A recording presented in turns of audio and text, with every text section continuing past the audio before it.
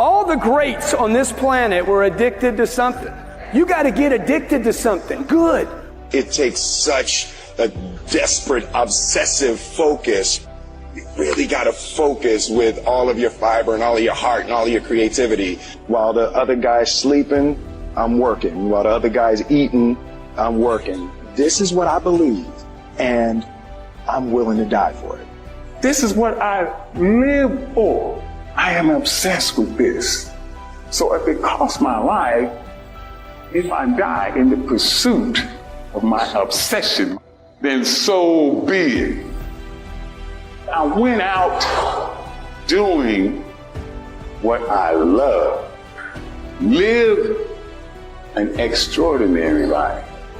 And don't let anything stop you from getting it. The only limit to our impact is our creativity and caring. If you care enough and you're creative enough, there is...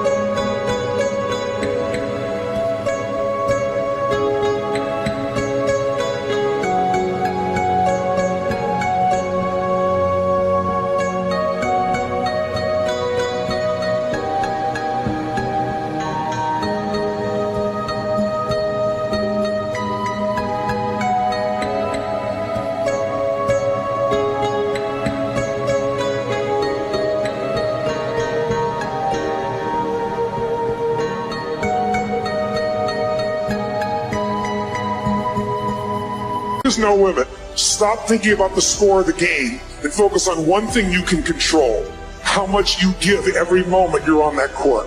There are going to be days when you win and when you lose, but the only days you're going to know when you win or lose are going to be by your measurement of yourself. What's the single most...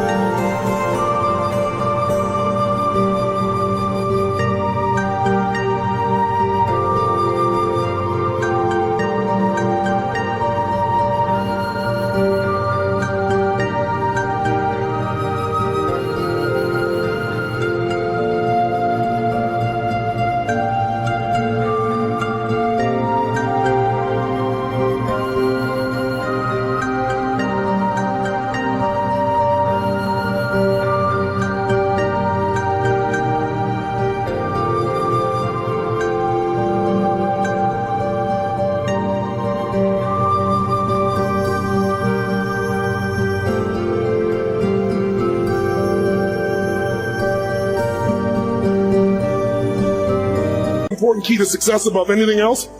It's not talent, it's not skill, it's hunger. If you get enough hunger going in you for an answer, you'll find the answer. If you get a hunger enough inside of you that says, I gotta take things to the next level, I gotta achieve, I gotta make a difference, I gotta expand, you will find the answer. If you, every single moment you're on that court, you're engaged at level 10 or above, if such a thing were to exist, and you gave every ounce of yourself every minute on the court, then it doesn't matter what the score is, you won. Because you became more, and you gave more. Look, I'd love to sugarcoat this thing for you. I'd love to tell you, look, you can go out here and get rich, do a couple of things, that ain't happening. You got to get real doggish. You got to get downright funky if you want to make it. If you want to be ordinary, just go on about your business. But if you have extraordinary aspirations, then you're going to have to do extra. You have to decide if you are willing to do the things to put you in that category. All of you have extraordinary capabilities. All of you. Expand yourself. Take yourself out your comfort zone. You will fail in your comfort zone. Success is not a comfortable procedure. It is a very uncomfortable thing to attempt. So you got to get comfortable being uncomfortable if you ever want to be successful. Start putting some pressure on. Put some pressure on yourself. Get out here and get about it. If you can't decide to do something this valuable for your life, you shouldn't be in business. Please go back to working for someone else. You really should. Gotta go work for someone else. You're not cut out for network marketing. Either that or grab some gumption and push yourself over the edge, because listen, I mean, I tease about it, but it's true. You know, your income will never far exceed your personal development and your business development. It just can't. You're never going to see a person influence someone of higher influence when they haven't grown in themselves. I mean, if you're growing, you can lead. You don't have to be perfect. Nobody's, I'm not far from perfect. But if you're caring and if you're growing, people sense that about you, because the average person is not. And that's attractive. That's going to pull people to you. You know, a lot of people are like, how do I get people? The fastest way to get people is develop yourself, and people will sense it. And when you talk to people, you know, they sense that, you know, whatever you're saying is the tip of the iceberg. They know there's so much deeper and they want more. And what better to do in life than to become the kind of person that you know you're not perfect, but you're growing constantly. And because you're growing, you have more to give. And so I'm obsessed. You want to get better? Life gets better. My original teacher, Jim Rohn, used to say to me, Tony, for things to get better, you got to get better. You know, for things to change, you got to change, right? And I can tell you, if you're going to add more value, you can't just hope good ideas are going to just show up out of the blue. You got to pursue them. Great ideas are going to change your life. Don't interrupt you. You pursue them, you use them, and they change your life. And we're going to create an environment where people that day who are there will not forget that they're there. It'll have an impact for years to come. If you find your passion, you're going to have this tremendous energy. It's sustainable energy. But momentum requires you always do the next thing to keep the momentum going. And the reason you get yourself in a passionate place is so that you change your life. And the only thing that changes your life is making a decision. So while you're in this passionate state, that's where you make decisions. You don't make decisions when you're like, oh, I don't know. What do you think? All right, let's decide. If you make a decision in a state without momentum, if you make a decision from a place where there's no passion, you are not going to get momentum. It'll kill momentum. It's decide, commit, and resolve. Some of you, in the past, you've gotten momentum. You've gotten passionate. You've even made a decision. But a decision is the first step. Decision is like a war. I got to do this or that. All right, I'm going to make myself do this. But commitment is when you now, after you've decided, you commit to do this for the long term. Whether it's hard or easy, doesn't matter. You're doing this. It takes it from this moment and it carries it into the future even when things are difficult. And the third state is resolve. Resolve means it's done. It's like, it doesn't even if you took action, it's done inside you, so it's done out there. There's no question whatsoever. Then once you decide, the only way the commitment and the energy and the momentum continues is if you take immediate, massive what, my friends? Massive what? Write down in your notes, massive action is the cure-all. Massive action is the cure-all. If you're having a difficult time with something, your relationship isn't where you want it to be, your finances are not where you want to be, your body's not where you want to be, your business is not where you want to be, you need to take massive action. And if that doesn't work, try something else. If that doesn't work, try something else. Keep going with massive action and you will find the way, because it will give you momentum. Responsibility to me it's about understanding and knowing that you have the power to control your destiny, that it's about living your life from a place of creation, that most people go through life doing what I call living their lives as volunteer victims. When you take responsibility for your life, it's about knowing that you have to develop yourself, that you don't get in life what you want, you get in life what you are. You have to develop your mind, you have to develop your skills, you have to have a talent, ability that you are cultivating so that you can create value for the world with what it is you have, with your gift.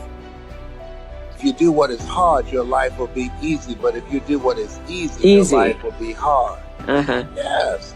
And so most people go through life avoiding the hard stuff.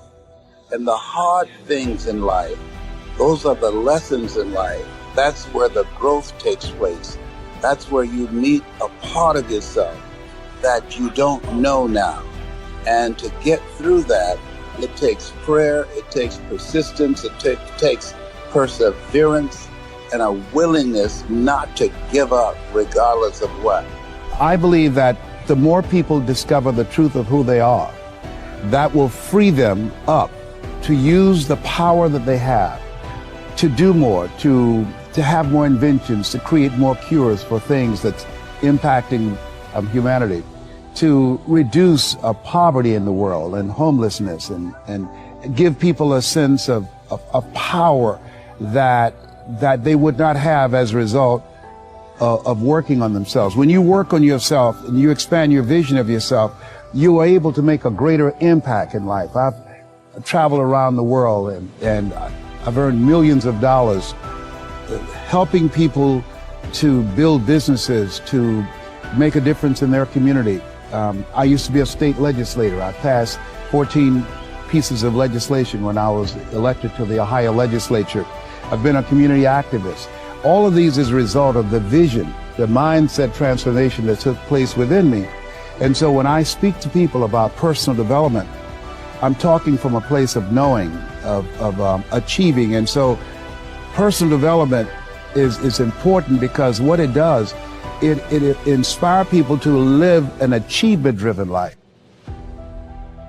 So let's talk about setting goals, and I also want to tie it to personal development, and you'll see how I'm going to do it as I progress here. Setting goals.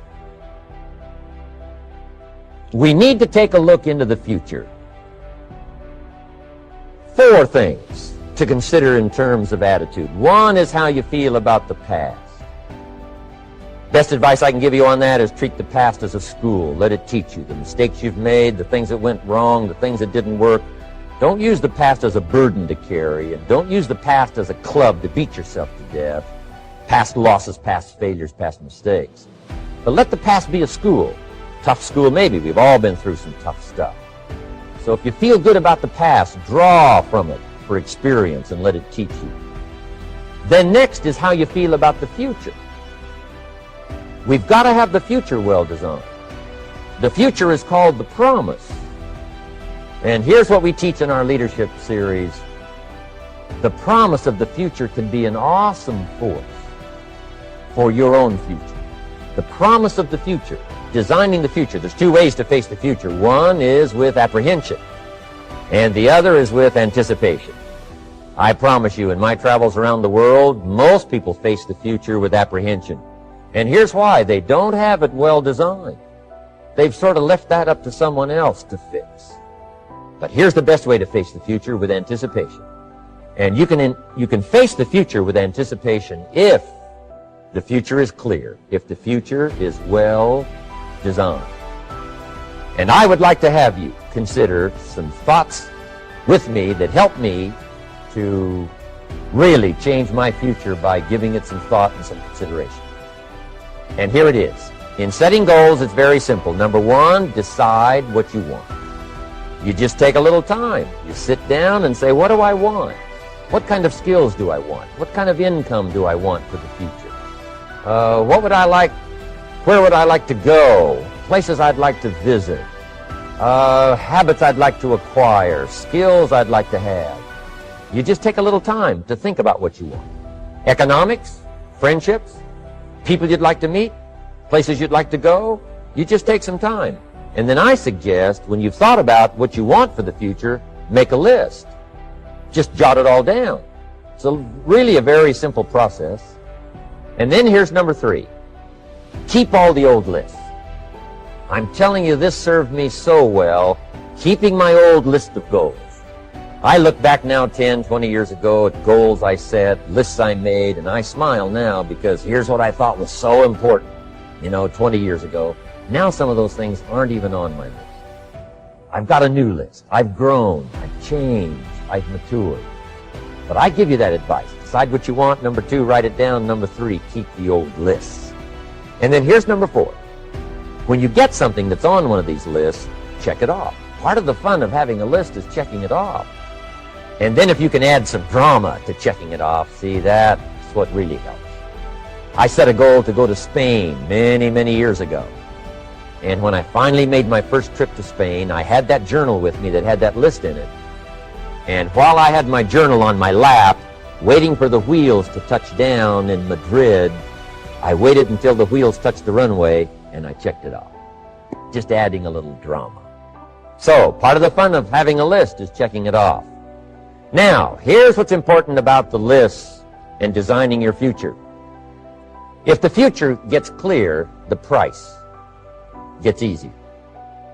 Because you got to remember, for every promise, there's a price to pay. Everybody's got to pay the price.